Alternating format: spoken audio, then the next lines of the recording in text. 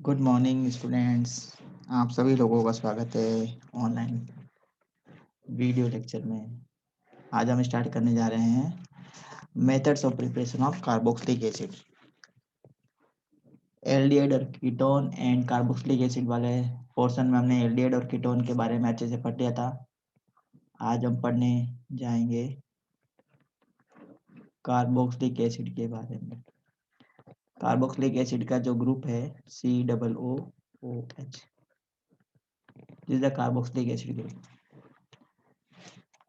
ठीक है, तो सबसे पहले अब इसके प्रिपरेशन मेथड्स पढ़ेंगे। Preparation methods of carboxylic acid कैसे बनाया जाए। तो सबसे पहले हम पढ़ेंगे इसमें method by using of by Grignard reagent. Grignard reagent से हम बना सकते हैं। तो ध्यान देंगे कैसे बना सकते हैं ग्रिग्नार्ड रिएजेंट से। ग्रिग्नार्ड रिएजेंट,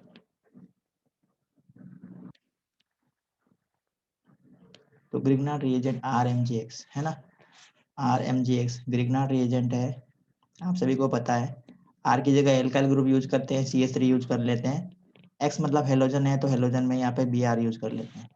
तो ग्रिग्नार्ड रिएजेंट हो जाएगा हमारे पास में CH3 MgBr। इसका क्या नाम है? Methyl magnesium bromide. ठीक है, इसकी रिएक्शन हम करवाते हैं कार्बन डाइऑक्साइड से CO2। तो CO2 को मैं ऐसे लिख रहा हूँ, ध्यान से देखेंगे। लीनियर स्ट्रक्चर होती है, इसको इस टाइप से लिख देते हैं। And we know very well the electronegativity of carbon is much more higher as compare to negative. तो यहाँ पाएगा पार्शियल पॉजिटिव, यहाँ आ जाएगा नेगेटिव। सिमिलरली ये देखो, शेयर पेयर के इलेक्ट्रॉन ऑक्सीजन के पास में जाएंगे, partial negative partial positive charge. देखो किस टाइप से कंबाइन होंगे, बहुत ही सिंपल है। देखो मैंने बार बार बताया है ग्रिग्नार्ड रिएजेंट का, तो बहुत ही सिंपल है काम। ठीक है, ये ऑक्सीजन लिखेंगे, ये ऑक्सीजन। अब इस कार्बन से क्या जुड़ जाएगा? ये जो कार्बन पॉजिटिव है ना, इसे नेगेटिव वाला पोर्शन जुड़ जाएगा। ये नेगेटिव का पोर्शन जुड़ गया CH3। ठीक है, ये MgBr कहाँ से जुड़ेगा? MgBr जुड़ेगा यहाँ से। ठीक है, ये जो O लिखा है ना, इससे क्या जुड़ जाएंगे? MgBr यहाँ से ऐड हो जाएगा। तो यहाँ पे हम जोड़ देते हैं बच्चों, इसी से मैं जोड़ देता हूँ MgBr। ऐसे मैंने इसको ऐड कर दिया। अब इसका क्या करेंगे? इसका करवा देंगे हाइड्रोलाइसिस। ये सारा काम किस में करेंगे हम? ड्राई ईथर की प्रेजेंस में करते हैं। अगर इसमें अगर थोड़ा सा भी ट्रेस होता है, किसका थोड़ा सा ट्रेस होता है बच्चों? अगर पानी का थोड़ा सा भी ट्रेस होता है तो क्या होता है? रिएक्शन अलग हो जाती है। क्या बन जाएंगे? एल्केन्स बन जाते हैं। तो इसका HOH की प्रेजेंस में जब हम हाइड्रोलाइसिस करवाएंगे तो ये देखो, ये बाहर निकलेगा ऐसे, इस टाइप से ये बाहर निकल जाएगा। क्या बचा? CH3COOH। तो ये कंपाउंड बन गया हमारे पास। समझ में आया होगा बच्चों? समझ में आया आपको? समझ में आया तो कोई रिस्पॉन्स भी दे दो बच्चों। समझ में आया नहीं आया बता तो दो मुझे, ताकि मुझे पता चले कि हाँ समझ में आ रहा है आप लोगों के। बता दो बच्चों, समझ में आया तो बताओ। ठीक है, ये प्रोसेस हो गया। कार्बन डाइऑक्साइड से हम अगर ग्रिग्नार्ड एजेंट की रिएजेंट करवाते हैं तो कार्बोक्सिलिक एसिड बनते हैं। एक और हम पढ़ लेते हैं, hydrolysis of cyanide. Hydrolysis of cyanides. Cyanides क्या होते हैं बच्चों? जल्दी से बताओ, what are the cyanides? Cyanides are alkyl nitrile. क्या होते हैं? Alkyl nitrile. एल्काइल नाइट्राइल को हम क्या कहते हैं? साइनाइड कहते हैं। ये एल्काइल नाइट्राइल RCN। तो इसका हमें क्या करवाना? हाइड्रोलाइसिस करवाना। हाइड्रोलाइसिस का मतलब है एडिशन ऑफ वाटर, इसको हम बोलते हैं हाइड्रोलाइसिस। करवाओ। तो R की जगह मैं क्या ले लेता हूँ बच्चों? CH3 ले लेता हूँ। कंपाउंड क्या हो जाएगा? CH3 C triple bond N। इसे हम क्या बोलते हैं? इसे हम क्या बोलेंगे बच्चों? Ethyne nitrile.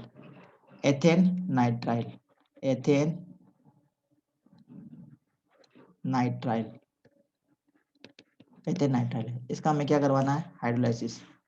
करवाओ हाइड्रोलाइसिस H2O। किसकी परचेस में करवाएंगे हम? HCl की परचेस में, डाइल्यूट HCl की परचेस में ये काम होता है। क्या होगा?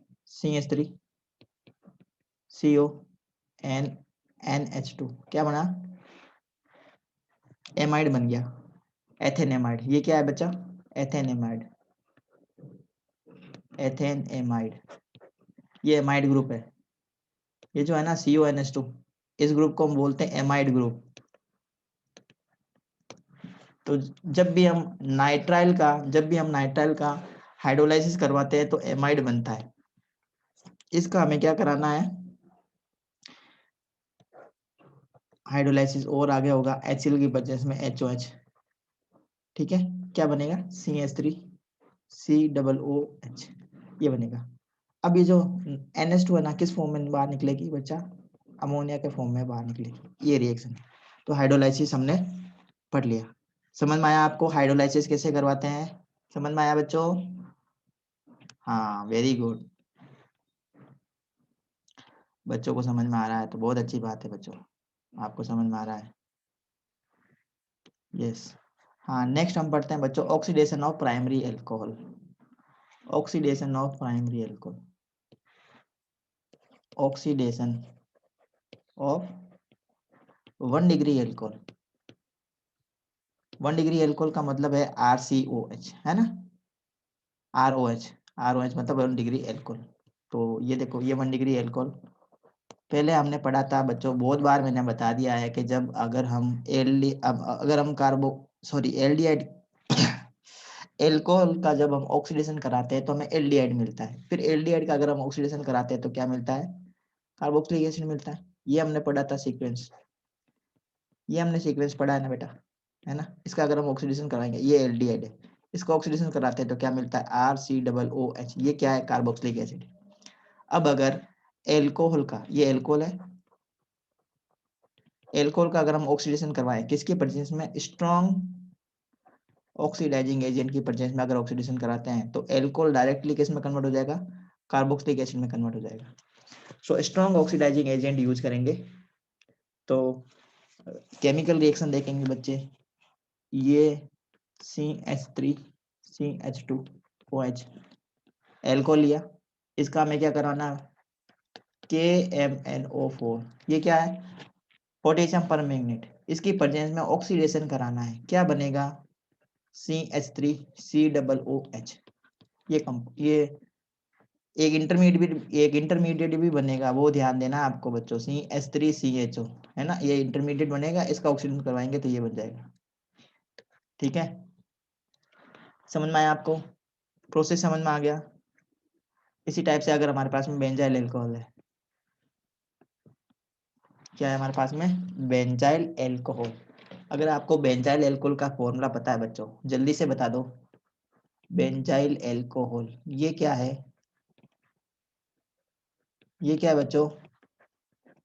ये बेंजाइल एल्कोहल है, इसका हमें करवाना है ऑक्सीडेशन। ये ऑक्सीडेशन किसकी प्रेजेंस में होगा?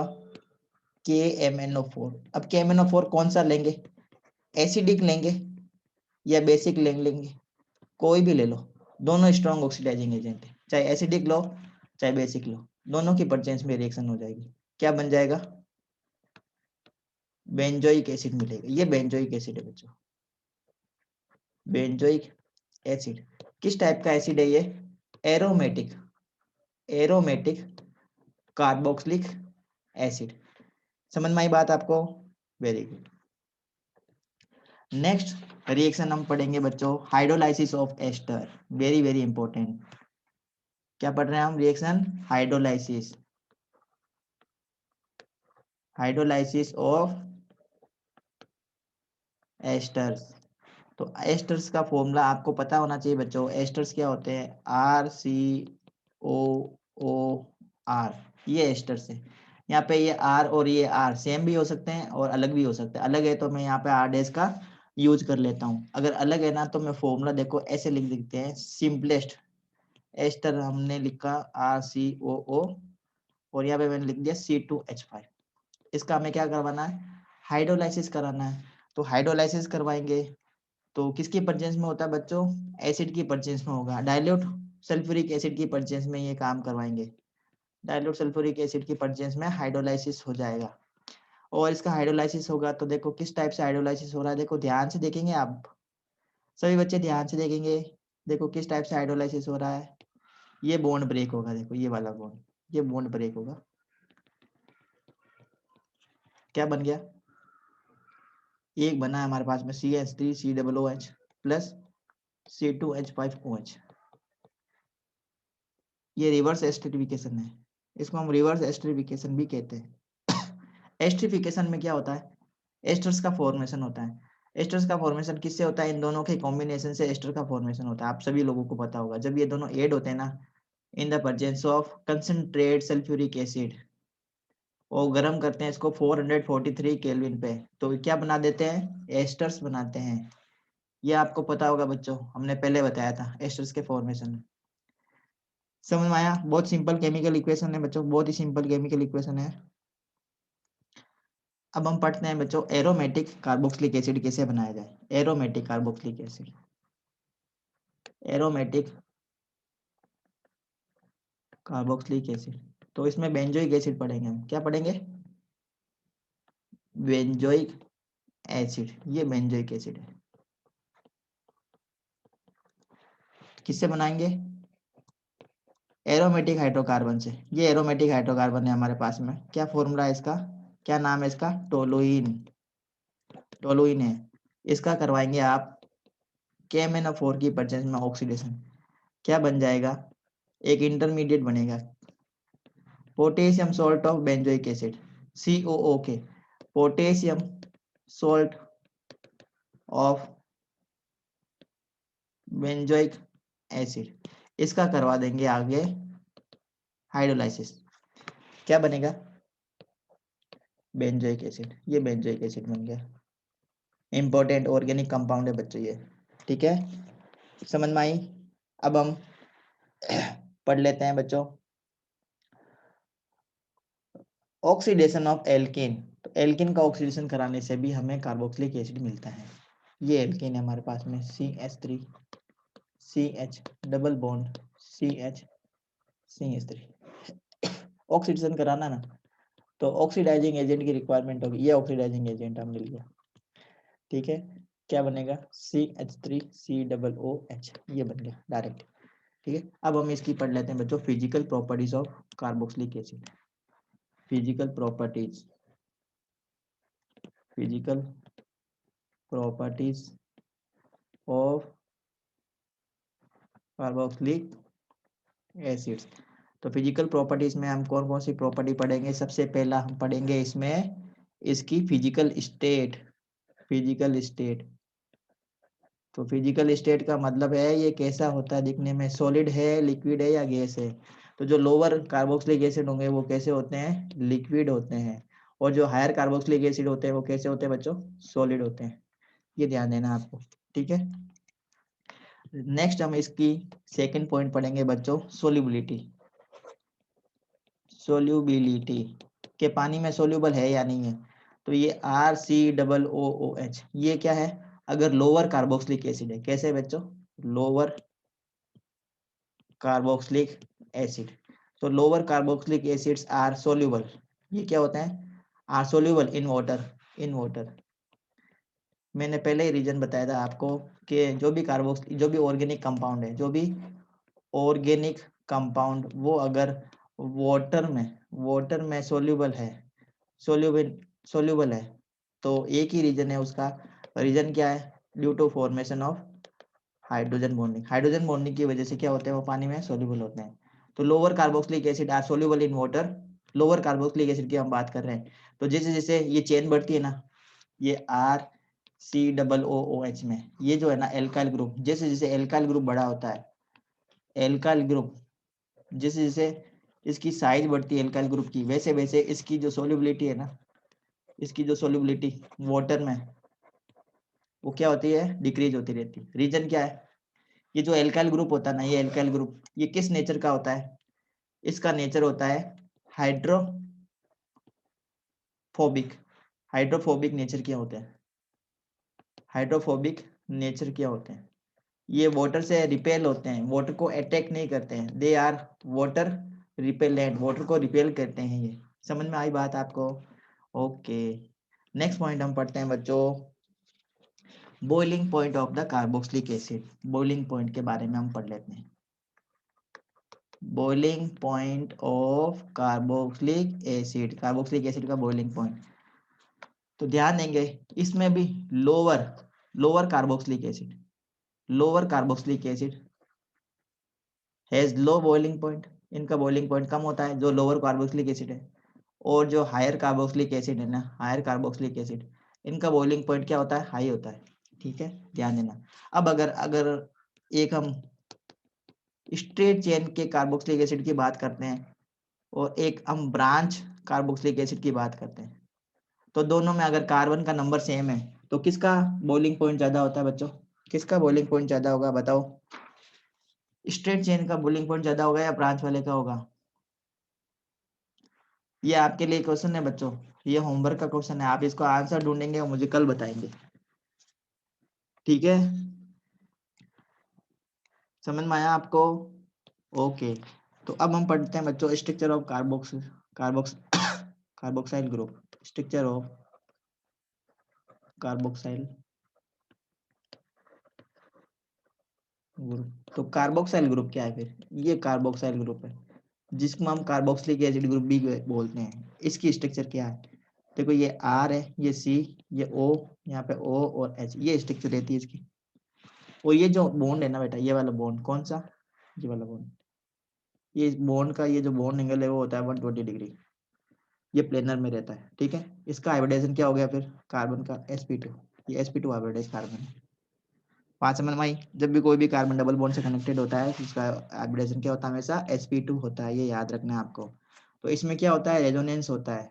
ये रेजोनेटिंग स्ट्रक्चर शो करेगा बेटा। अगर इसका मैं कार्बोक्सिलेट आयन ले लेता हूँ, ये कार्बोक्सिलेट आयन है,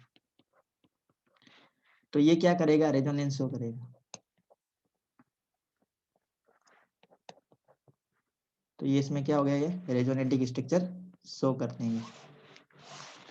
अब हम पढ़ेंगे बच्चों acidic nature of carboxylic acid. Very very important, very very important point, acidic nature of carboxylic acid. ये एसिड ही होते हैं। तो अभी इसके एसिडिक नेचर का रीजन क्या है? मैंने पहले भी बताया बच्चों, और आप सभी बच्चों को भी पता होगा ये बात, कि कोई भी अगर एसिडिक नेचर शो करता है, एसिडिक अगर नेचर शो करता है तो उसका मतलब क्या है? वो क्या कर सकता है? इजीली H+ आयन को क्या कर सकता है? डोनेट कर सकता है या इसको रिलीज कर सकता है। अगर कोई भी ऑर्गेनिक कंपाउंड या कोई भी इनऑर्गेनिक कंपाउंड की अगर बात कर लेते हैं, अगर वो इजीली H+ आयन को डोनेट कर देता है, रिलीज कर देता है, तो वो क्या हो जाते हैं? एसिड की कैटेगरी में आ जाते हैं।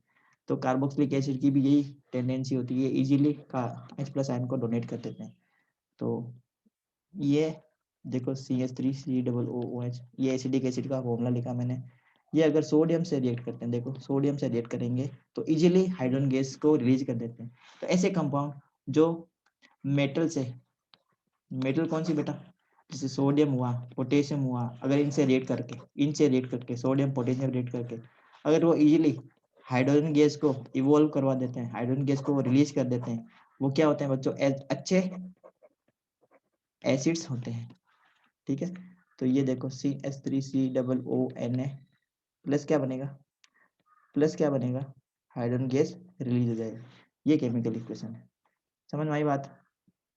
बात समझ में आ रही है आपको बच्चों? समझ में आ रहा है?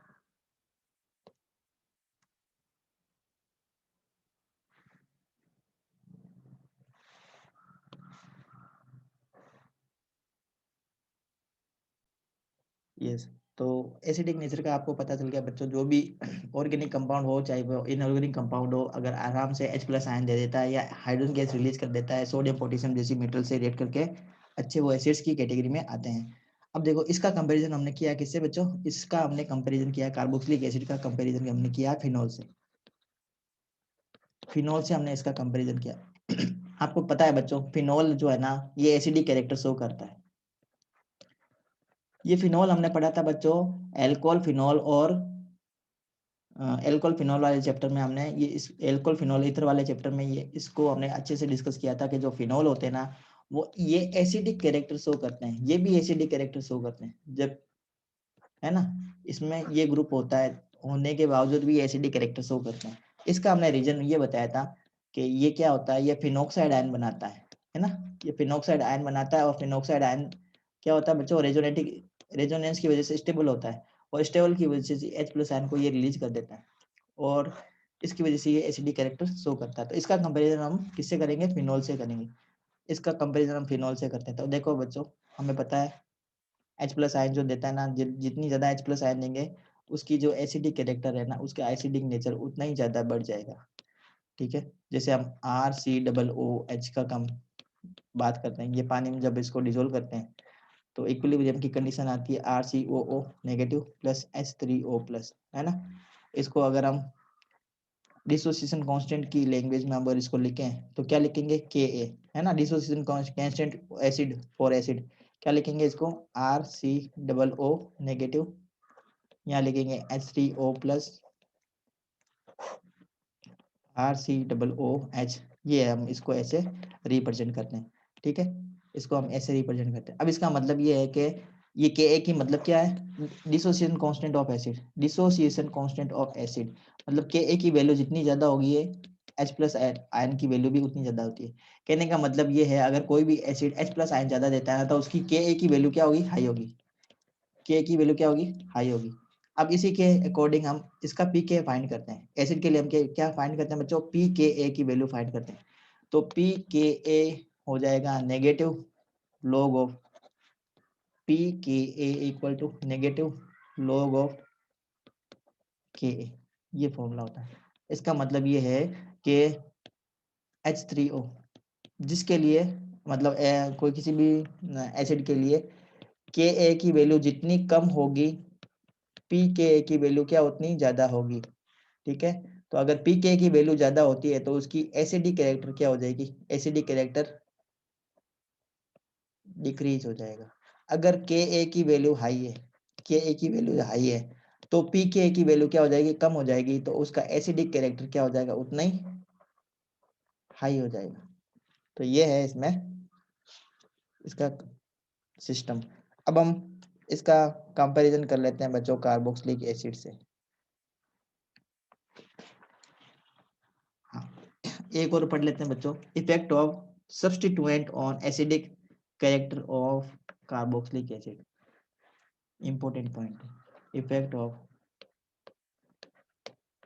Of substituent on acidic character of carboxylic acid.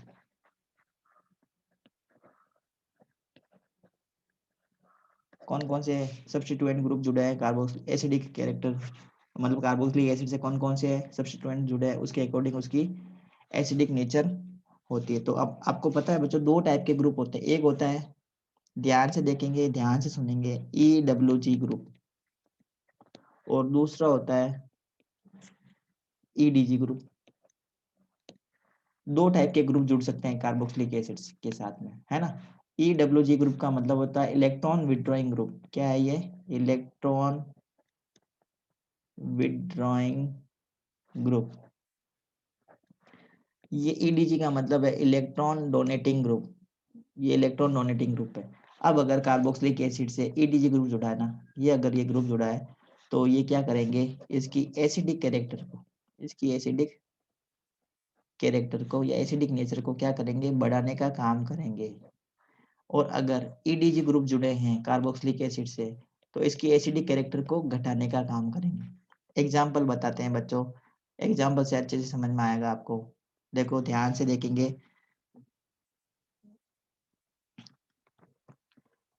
ध्यान से देखेंगे और आप तो आपको पता चल जाएगा कि इसकी एसिडिक कैरेक्टर ज्यादा है।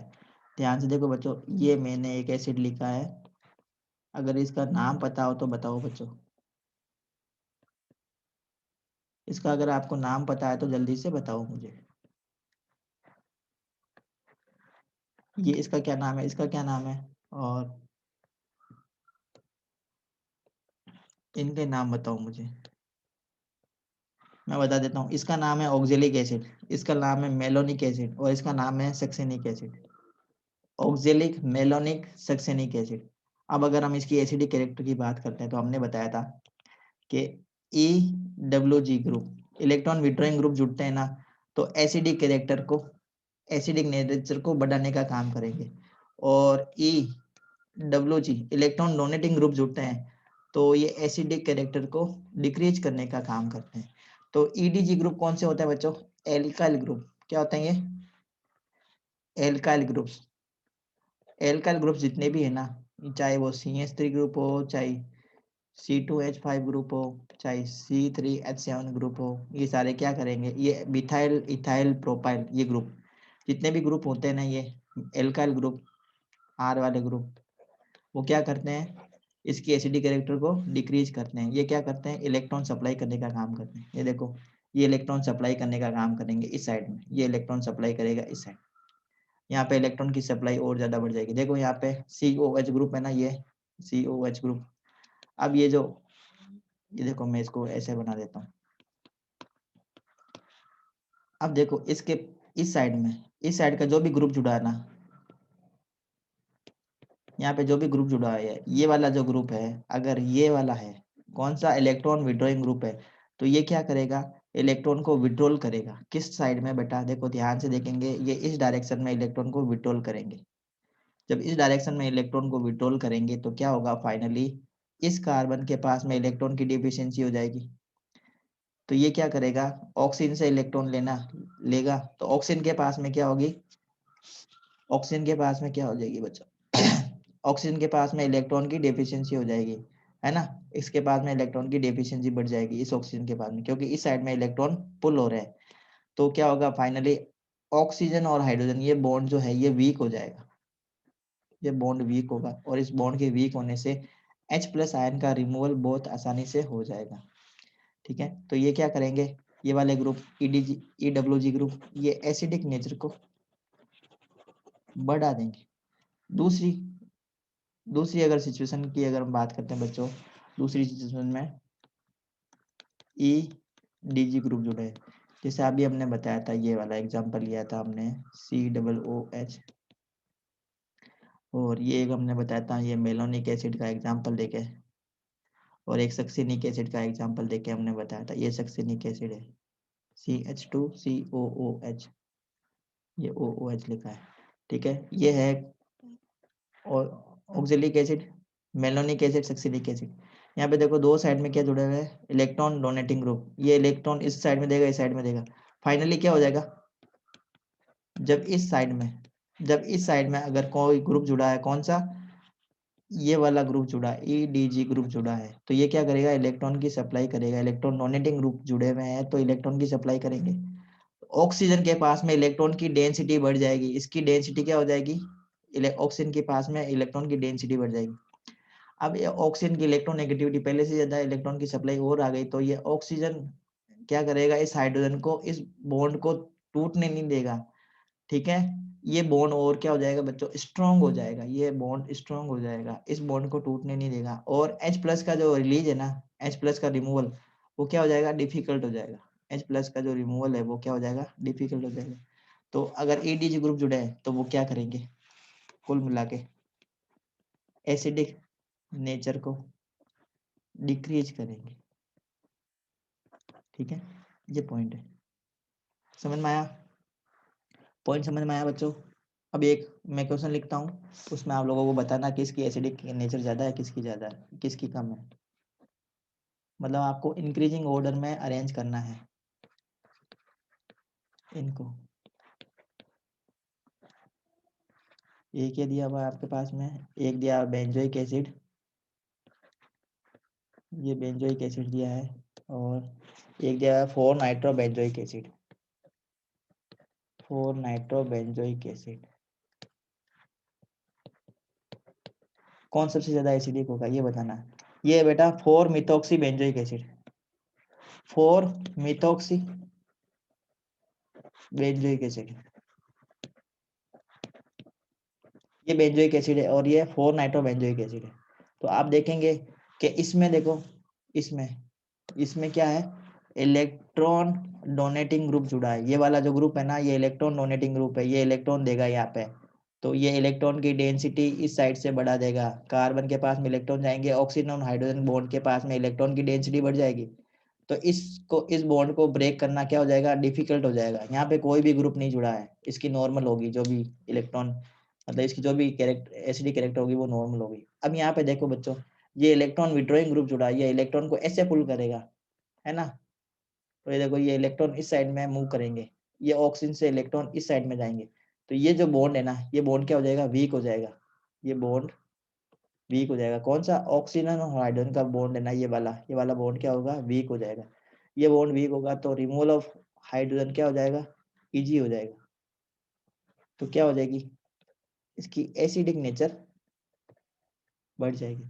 तो अगर एसिडिक नेचर का अगर सीक्वेंस लगाना है ना, तो ये करेक्ट सीक्वेंस आएगा, increasing order of acidic nature. Increasing order में हमने इसको अरेंज कर दिया। समझ में आई बात। एक और एग्जांपल लेते हैं बच्चों, ध्यान से देखेंगे और इसको बताएंगे किसका एसिडिक नेचर ज़्यादा होगा और किसका कम होगा।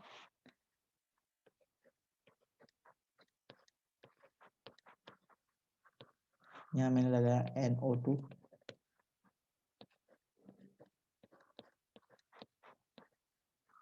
यहाँ लगाया Cl, ये मैंने लिख दिया सिर्फ बेंजोइक एसिड। यहाँ मैंने लिखा है 4 मिथाइल बेंजोइक एसिड। फिर यहाँ पे मैंने लिखा है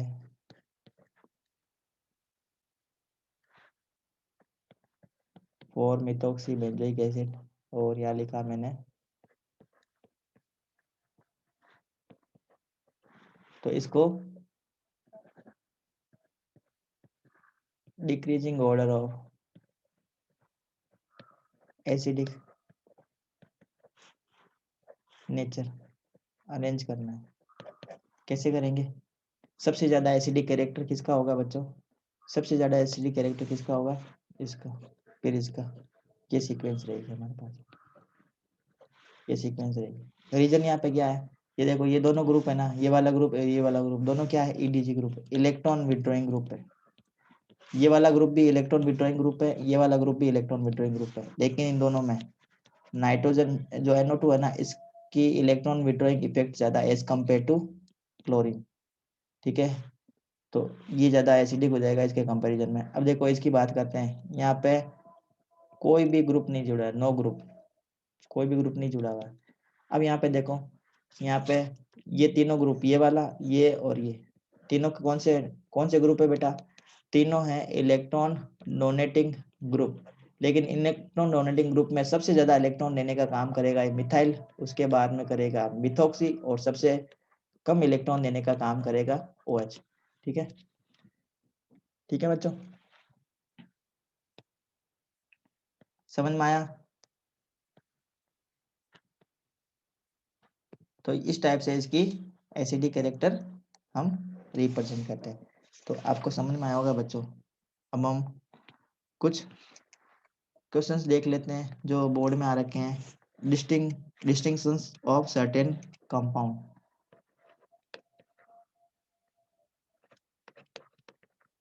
कैसे हम डिस्टिंग्विश करेंगे,